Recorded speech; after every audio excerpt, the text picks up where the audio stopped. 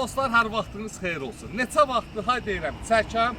Demişəm, bu dəfə yaxşı ustaları hər zaman, deyirək yaxşı qardaşların hər zaman yanındayıq. İndi yaxşı ustaların hər zaman yanındayıq.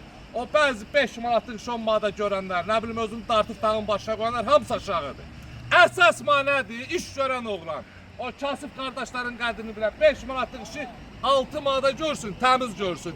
Mən belə eləndə təpəsindən qoyursan, soxursan, yerində bilər ki, sən elə döysən. Sən Allah yaradıb, hələ sən yerin altındasan. Qalıqmanına çox var. Yavra, bilməm nə usta bax, dənəmin canı and ol Allaha. Bu Porsche'ni, bax bu oğlan bir boyu var idi, düzəltdi. O şəxsi sürdü. Bax bu oğlan, dedim arzuman, çəkəcəm, vaxtından geç çəkdim. Bugün mayının 15'i. Bu günlərində düzəltməyən bir dənə qəşəng bir boyu olan Tarekimizi düzəltdi. Allah qardaşımızı var eləsin. Hər zaman belə qardaşlara dəstək olaq ki, o kasımızda dolansın, imkanı da dolansın.